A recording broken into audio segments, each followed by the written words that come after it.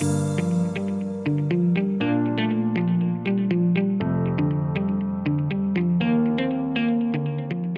Alldus podcast is brought to you by Alldus International, supplying your expert AI and digital transformation staffing needs across the US and Europe.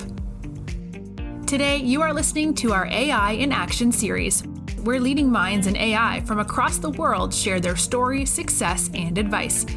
AI in Action cuts through the hype and explores the true impact of artificial intelligence in our world today.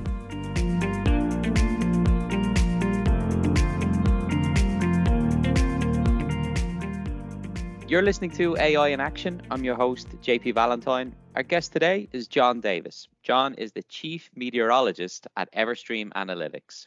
Jon, welcome to the show. Thank you, JP. It's great to be here and really appreciate you having me on. Yeah, we're delighted to have you. Look, we've got a lot to cover with Everstream, but first, let's start with yourself. Can you give us a bit of background of your journey in technology from where you got started to what's led you to where you are today? Yeah, well, got started kind of a long time ago, and I'm a meteorologist by trade. That was my education, and my education was all in meteorology, many, many decades ago at the University of Wisconsin in Madison, Wisconsin. And my career has been all in what we call applied meteorology, meaning taking weather and now climate data and doing things with that, applying that to things. So early in my career, I went right from Madison, Wisconsin to Wall Street and worked for Citigroup for almost 20 years and looking at risk of weather in agriculture, applying that to agriculture, then into energy. And then from there, went to an energy company, did that for 10 or 11 years, looking at energy risk and weather, and then beginning to look at climate and the risk of energy. And then over the last 10 years or so, then it's been here at Everstream in looking at overall risk in the entire supply chain end to end.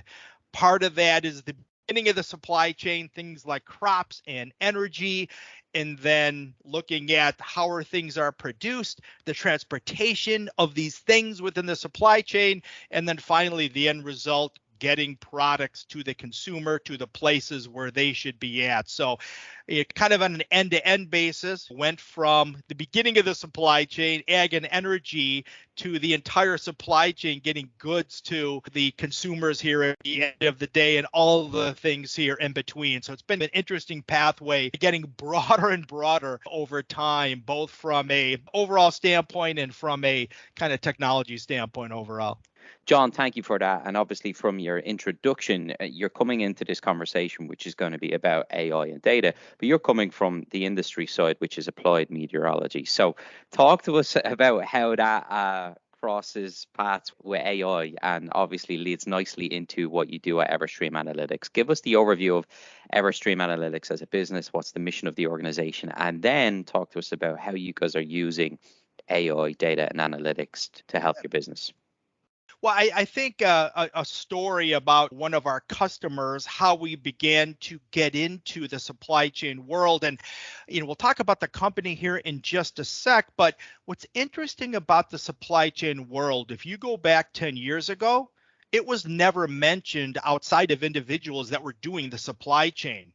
Now it's mentioned everywhere. I don't think you can go through a day without reading an article, hearing a broadcast where supply chain is not mentioned. So it's an extremely hot arena because of the features and the problems that the supply chain have had. For us, it started back 7-8 years ago. And so we actually came into the supply chain, and this kind of gets into how data tends to work within that, is that it was the winter of 13 and 14.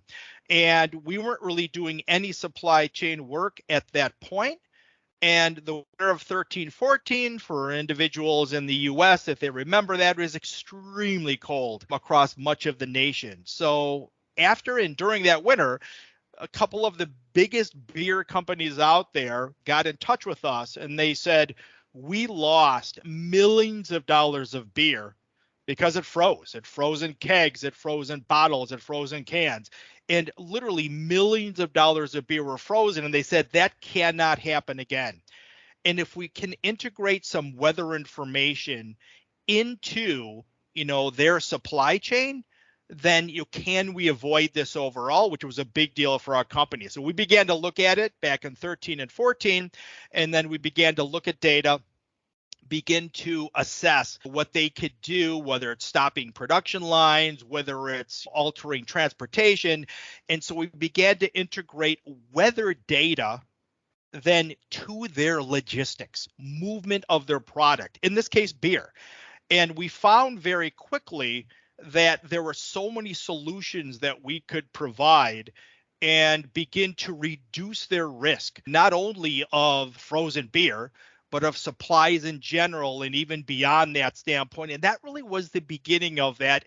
And from the winter of 13 and 14, then that grew to many other companies in a fast way, because supply chain logistics is a very new arena here overall. That's how it started for us here in the recent time frame. And I guess getting to our company and getting to Everstream, I guess from a big picture standpoint, what are we trying to do? We're trying to solve and conquer supply chain complexity and disruption, a huge arena. And how do we do that? And what are we doing to begin to solve some of those problems out there? Much of it is with data sources. So, of course, weather data sources, which I'm very involved in, is a really big part of that. And so we take billions of data pieces out there, and we begin to look at that and then monitor the risks here overall out there. And that's true with the data sources, from its planning, its logistics, its procurement. And then we combine all those data sources and then take all those variables along the supply chain, and then we begin to risk score them. Look at risk. Is the risk high? Is it risk low for whatever that facet is out there? And because of that, this data then is integrated and delivered in a risk profile. Whether you're transporting goods, whether you're interested in port operations, whether you're interested in shipping lanes, whether you're trucking goods across the US or China or Europe, then all that data is integrated together to begin to look at the overall risk scores and begin to look at risk, and most importantly, minimize risk, especially from a predictive standpoint here overall. Shorter term, longer term, different items like that. So I guess in a nutshell, that's what we're trying to do, or what we are trying to do at Everstream. And at the end of the day, trying to make the world a better place, and we can get into that a bit later here with climate initiatives and different things like that. Thank you for that. Yeah, we definitely want to get into the impact for various industries in a little bit. But taking the overview of Everstream, you guys have been working in this space when you referenced 2013, so it's quite a while. But obviously, the impact of analytics for supply chain is now has exploded, particularly with the impact of COVID. Can you give us some insight into what it's like there now day to day at Everstream, particularly focused on the technology side? Give us some insight into what it looks like behind the scenes, how many people are involved, what's the makeup of the organization, from analytics to engineering to data science to the people who interact with your customers. So from our customer standpoint, we're a rapidly growing company, over 100 individuals, and that's a huge change from just a couple of years ago. And the backbone of our company is data analytics.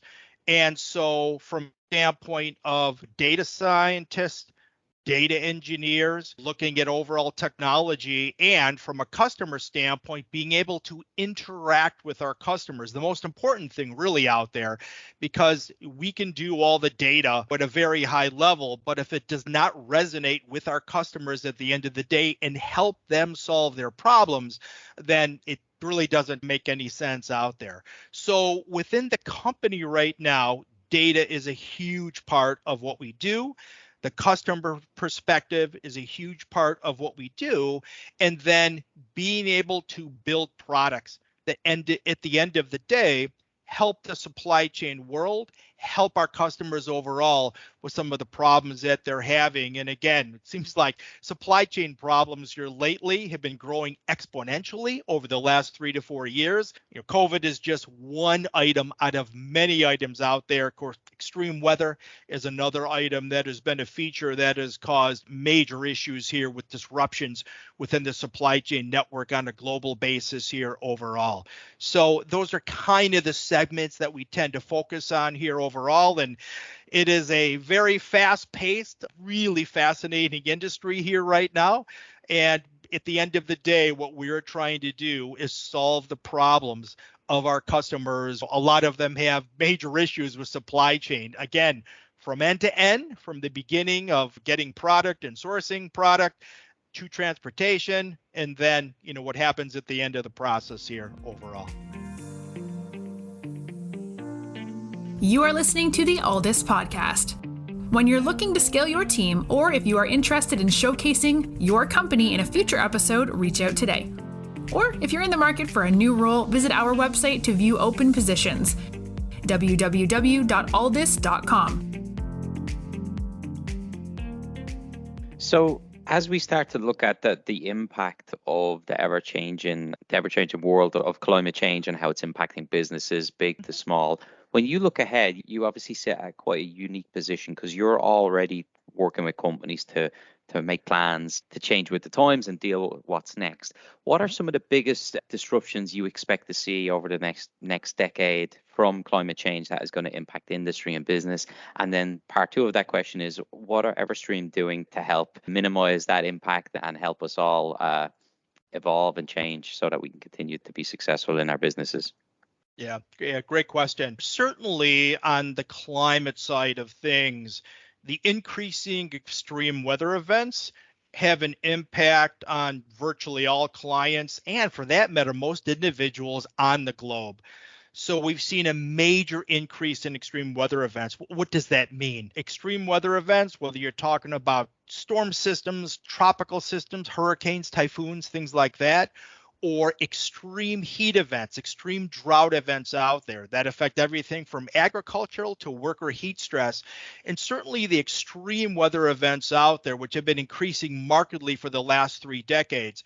Every indication out there is that those extreme events, which we cause disruptors in the overall supply chain, that those will continue to increase, not only the next 10 years, but then beyond that overall. So one of the things that we do is we're looking into these extreme weather events and what parts of the globe will tend to have the specific distribution within those events here overall. What areas of the globe will have higher risk of water resource problems, of drought, not being able to get the water needed to make products or to potentially have that available for the population or have that available for overall industry out there or agriculture.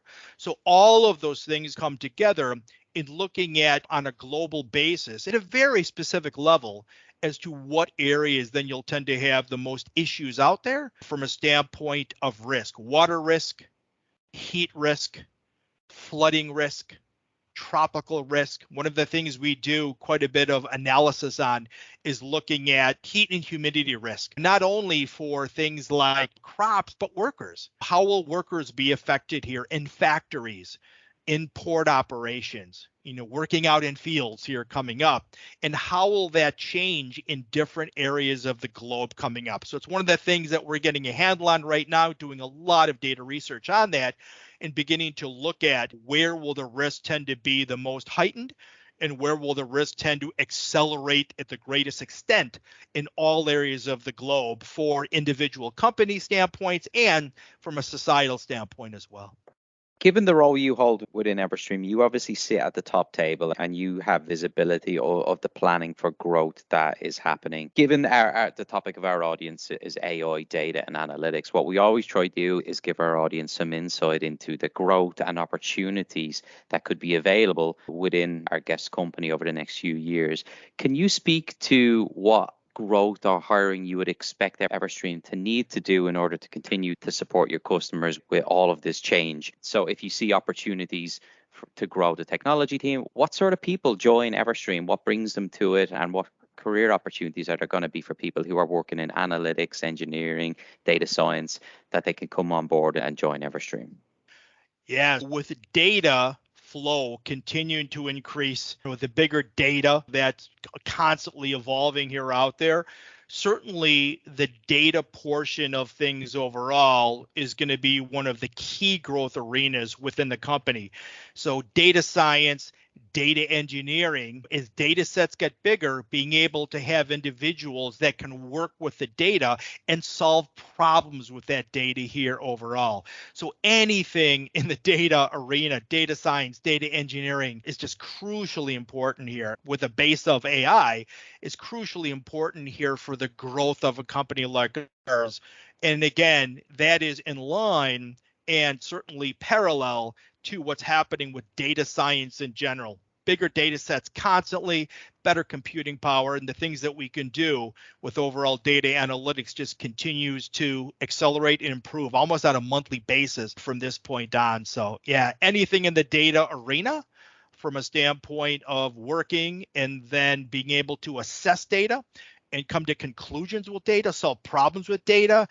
Yeah, that is a hot arena right now, and certainly very hot in our company as well. Final question from me then, Jon. When you look at your industry and you look at the surge of attention and investment it's now getting with every organization and industry looking to better predict changing climate and how it's going to impact our business, what are you most excited about for the next few years in your role at Everstream Analytics and for the industry as a whole?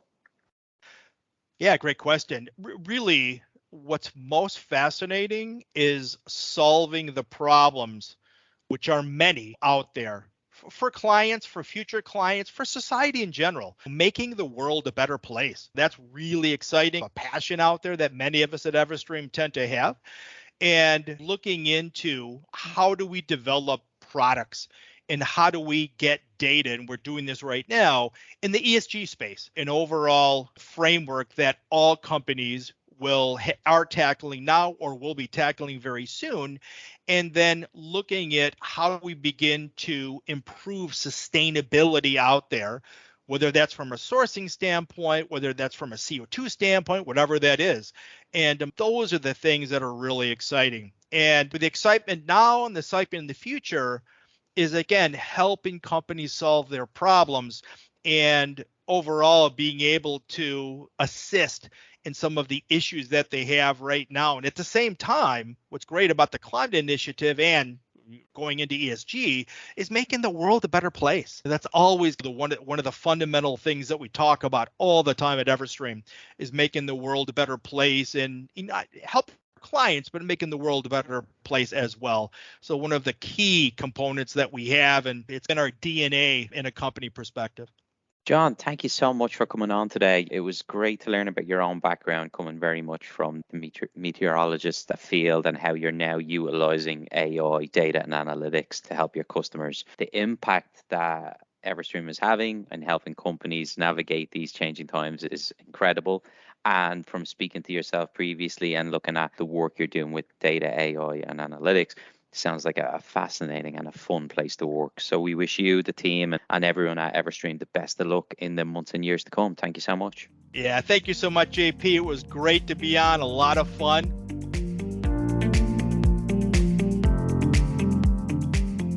Thanks for listening to this episode of the Alldus podcast. If you enjoyed today's episode, don't forget to subscribe, rate, and review. We are available on Apple Podcasts, Spotify, and any Android podcast of choice. You can also head over to our website, www.alldus.com, to listen to more podcasts, view our open roles, and stay up to date with industry news. Thanks for listening, and stay tuned for more great episodes coming very soon.